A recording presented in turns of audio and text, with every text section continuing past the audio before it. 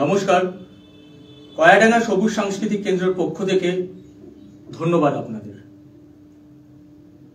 ভারত রং মহোৎসবের 25 বছরের পূর্তি উপলক্ষে জন ভারত রং মহোৎসব আমাদের নিমন্ত্রণ করেছেন একটি নাটক পরিবেশন করার জন্য। আমাদের নাটক বন্দে ভারঙ্গম VRM 2024-এ আমাদের নাটক আমরা অনুষ্ঠিত করতে চলেছি। স্থান সবুজ প্র্যাকটিস স্টুডিও। আমাদের নাটক শুরু হতে চলেছে।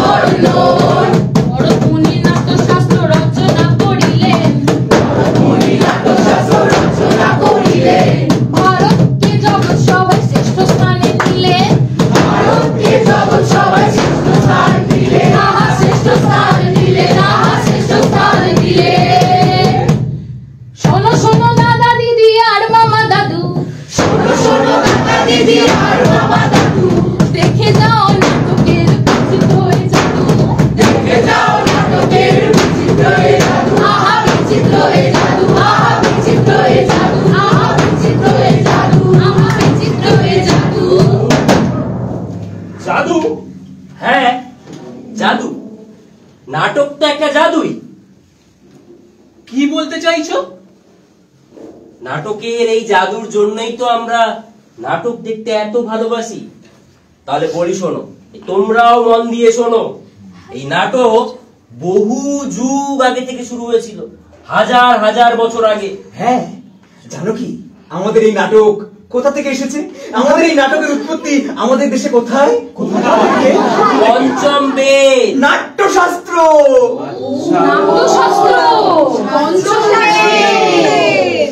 পঞ্চম বেদ, চতুর্বেদের কথা তো শুনেছি, পঞ্চম বেদের কথা তো শুনিনি কখনো। অনেকেই শুনেনি, এতে কোনো অপরাধ নেই। আমি বলছি, তোমরা জেনে নাও, শুনে নাও। চতুর্বেদ মানে ঋগ্বেদ, সামবেদ, চতুর্বেদ, অথর্ববেদ, এই সমস্ত কিছু থেকে আমাদের পূর্বপুরুষেরা গণিত, বিজ্ঞান, জ্যোতির্বিদ্যা, জ্যোতিষশাস্ত্র, চিকিৎসা শাস্ত্র, শল্য চিকিৎসা, এই সমস্ত কিছুর ধারণা পেয়ে গেছিল। আর তাই তো আমাদের দেশ এত গুণী মানুষে গড়ে উঠেছিল। আর মনে আছে, আমাদের দেশকে, পৃথিবীকে আমাদের দেশই প্রথম শূন্যের ধারণা দিয়েছিল, তাই তো? যেমন চরক, সুশ্রুত, আর্যভট্ট, পানিনি, ঠিক কিনা? ঠিক তাই। এই সবকিছুই, এই বিশ্বের এই সবকিছুই আমাদের দেশে প্রথম আবিষ্কার। এই সময় আমাদের দেশের জনগণের মনে হলো আমাদের একটু সংস্কৃতি চর্চা দরকার। সেই সময় সংস্কৃতি আমাদের সমাজ জীবনে একটি গুরুত্বপূর্ণ বিষয় হয়ে উঠল। আর যার জন্যই তো মানুষ বিভিন্ন রকম ভাবে এই নাটক থেকে, নাটককে হাতিয়ার করে আনন্দ পেতে শুরু করলো। ভরতপুরের নাট্যশাস্ত্রে নাচ, গান, বাজনা, ললিত কলা সব ব্যাপার আছে। সমাজের প্রতি নাটক দায়বদ্ধ ছিল, আছে, আগামী দিনেও থাকবে। আসলে নাটক মানে শৃঙ্খলা, সংগঠন। আর এর মানে হলো আমাদের দেশ বরাবরই জ্ঞানী গুণী মানুষে ভরে উঠেছিল। আর তাই তো নালন্দা, তক্ষশিলা, বিক্রমশিলা বিশ্ববিদ্যালয় আমাদের দেশেই গড়ে উঠেছিল। আচ্ছা, এবার বুঝলাম শিল্প সংস্কৃতির দিক থেকে ভারত এতটাই ধনী ছিল যে ভারতকে সোনার ভান্ডার বলা হতো। বিভিন্ন দেশ বিদেশ থেকে আমাদের দেশে লোকে পড়াশোনা করতে আসতো, এখনো আসে। আচ্ছা আচ্ছা আচ্ছা আচ্ছা, বলছি তাহলে সমস্যাটা হলো কোথা থেকে? যেদিন থেকে বিদেশি শত্রুরা আমাদের দেশকে বারবার আক্রমণ করতে শুরু করলো, ঠিক সেদিন কিরকম করে জানতে চাইছো তো? দেশে বারবার এই বিদেশি শত্রুর আক্রমণের ফলে আমাদের দেশের শান্তি শৃঙ্খলা সব নষ্ট হয়ে গেল। আমরা আমাদের সেই সময়কারটা হারালাম নিজেদের কিছু দোষের জন্য, সেই গৌরবময় সময়কালকে। হ্যাঁ, ঠিক তাই। আমরা এভাবেই আমাদের গৌরবময় সময়কালকে হারিয়ে ফেলেছি। কিন্তু কি দোষ? নেশা, অহংকার, বৈষম্য, জাতিভেদ, অন্যকে ছোট দেখিয়ে নিজেকে বড় ভাবা, নিজেদের মধ্যে লড়াই আর হিংসার কারণে আজ আমরা এমন অবস্থানে পৌঁছেছি। আমাদেরকে প্রতিজ্ঞা করতে হবে আমরা যেন এই সব থেকে দূরে থাকি। মনে রাখবে, ব্যক্তি শক্তিশালী তো পরিবার শক্তিশালী, আর পরিবার শক্তিশালী তো সমাজ শক্তিশালী, আর সমাজ শক্তিশালী তো দেশ শক্তিশালী। সমাজ শক্তিশালী তো দেশ শক্তিশালী। আচ্ছা, পরিবার থেকে মনে পড়লো G20 সম্মেলনে এক দেশ এক পরিবারের কথা বলা হয়েছিল। ঠিক ঠিক। এর মানে কি? এটাই তো 1000 বছর আগে উপনিষদে বলা হয়েছিল, বসুদৈব কুটুম্বকম। মানে এক দেশ এক পরিবার। এই আমি কিছু একটা বলি। বলো না, কি বলতে চাইছো বলো। করোনার সময় যখন সারা বিশ্বে সংক্রমণ ছড়িয়ে পড়ছিল, তখন আমরাই একে অপরকে বিভিন্নভাবে সহযোগিতা করেছি। এক দেশ অন্য দেশকে সাহায্যের হাত বাড়িয়ে দিয়েছে, তা বলেই তো মানুষজন বেঁচে ছিল।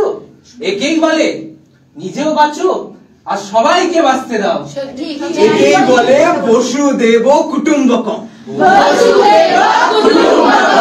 আমাদের দেশ, আমাদের ভারতবর্ষ আবার জগৎ সভায় শ্রেষ্ঠ আসন লবে। এই জগৎ সবাই শ্রেষ্ঠ আসন লাভের জন্য এই নাটকের গুরুত্বপূর্ণ ভূমিকা থাকবে।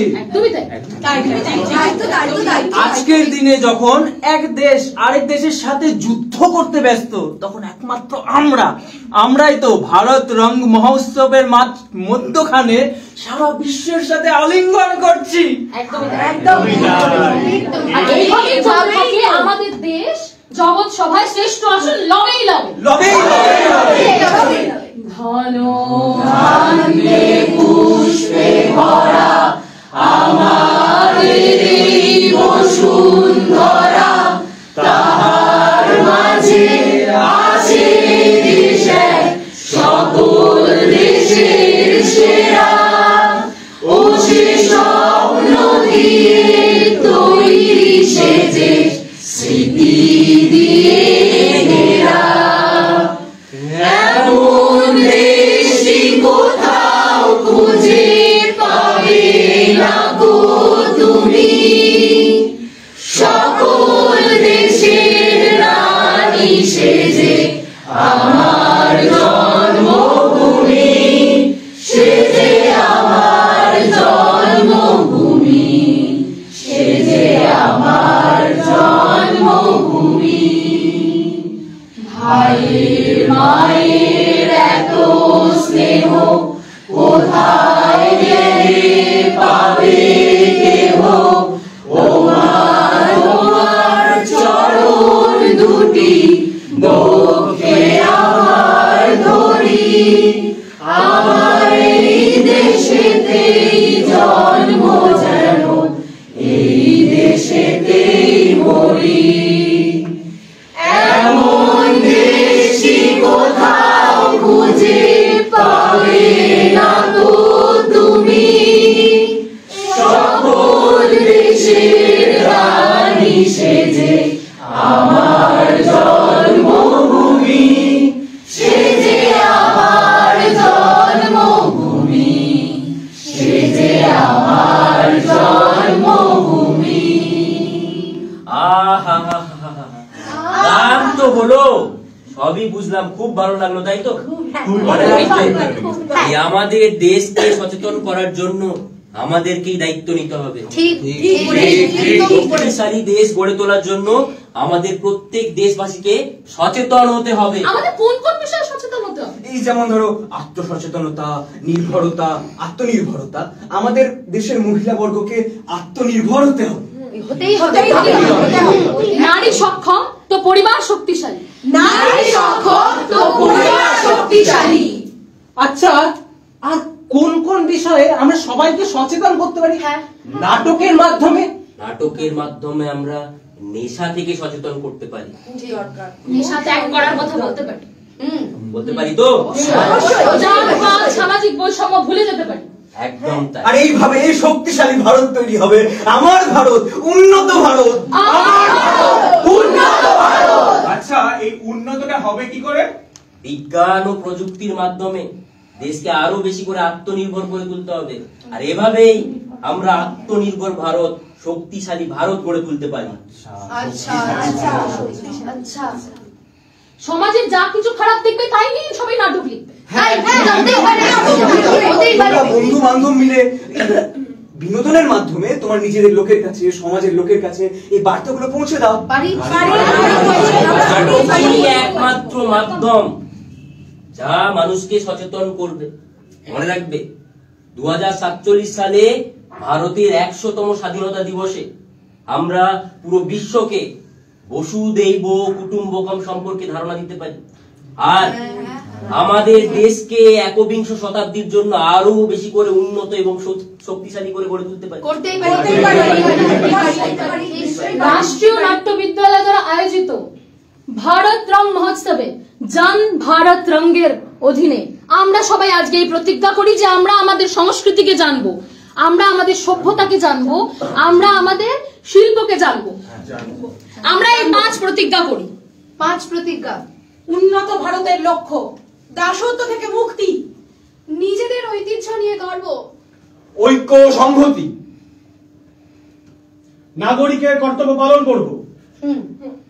ও আমার দেশের মাটি তোমার পরে ঠেকাই মাথা, ও আমার দেশের মাটি তোমার পরে ঠেকাই মাথা। তোমাকে বিশ্বমায়ের, তোমাকে বিশ্বমায়ের আঁচল বাঁধা, ও আমার দেশের মাটি তোমার পরে ঠেকাই মাথা, ও আমার দেশের মাটি তোমার পরে